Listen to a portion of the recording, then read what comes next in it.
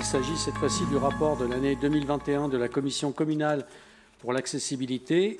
Et en l'absence de Myriam Faked, qui, je crois, est malade, c'est donc Jean-Luc Jatière qui rapporte. Merci, Monsieur le maire, chers collègues. Je vous prie tout d'abord de bien vouloir excuser l'absence de ma collègue Myriam Faked, conseillère municipale déléguée au handicap. En son absence, elle a bien voulu me confier le soin de présenter ce rapport. Il y a une cohérence à ce que l'élu en charge des personnes âgées présente un rapport sur l'accessibilité de notre ville, car le handicap est une expérience universelle.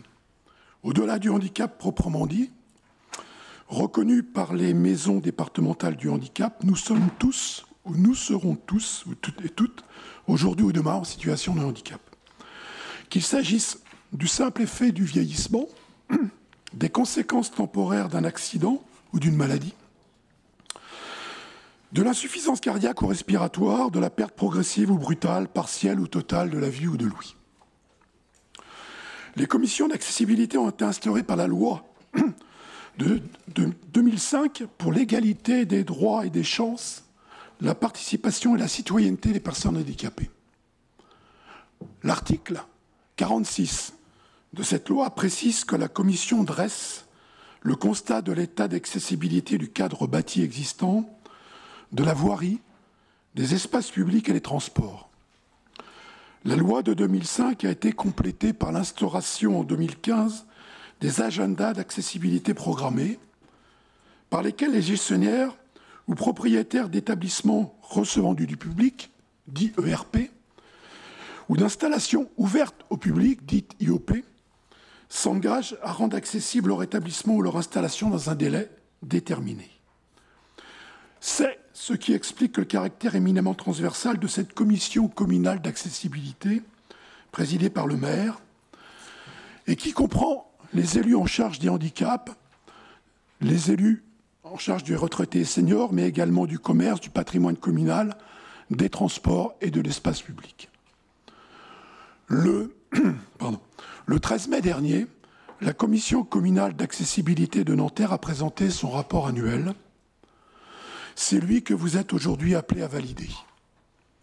Je vais vous épargner une lecture aussi rébarbative que redondante de ce rapport que vous avez sous les yeux. Permettez-moi juste de m'attarder sur la question de la voirie et de l'espace public. La loi de 2005 prévoit que chaque commune élabore un plan de mise en accessibilité de la voirie et des espaces publics, appelé PAV. Ce plan, qui a été intégré au plan de déplacement urbain de la ville, précise les mesures susceptibles de rendre accessible l'ensemble des circulations piétonnes situées sur le territoire communal et intercommunal, et indique les délais et modalités de leur mise en œuvre. Pour ce faire, il est nécessaire de cartographier de façon très précise l'ensemble de la ville, trottoir par trottoir, ce qui sera fait avant la fin de cette année.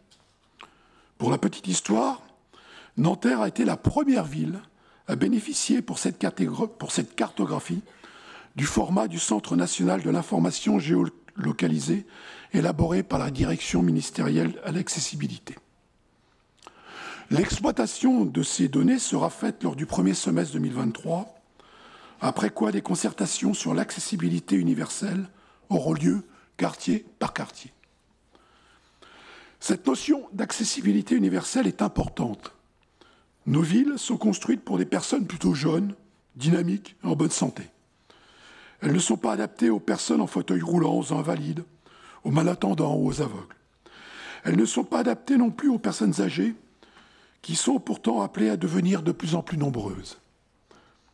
Notre objectif, celui de l'accessibilité universelle, est de passer d'une conception micro-environnementale défendant une accessibilité restreinte à certains équipements particuliers, avec des services plus ou moins spécifiques et des accès réservés aux personnes handicapées, à une conception macro-environnementale qui vise à éliminer toute ségrégation dans l'utilisation de la ville entre personnes valides et personnes en situation de handicap.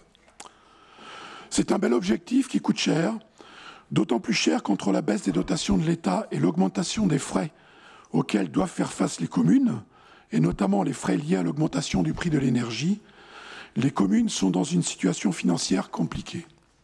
Pour autant, nous sommes résolus à maintenir ce cap d'une accessibilité universelle. Je vous remercie de prendre acte de ce rapport. Merci. On ne demande pas d'approuver le rapport, on vous demande simplement d'en prendre acte. C'est tout à fait la même chose. Bien. S'il n'y a pas de questions, donc on considère qu'on en a pris acte.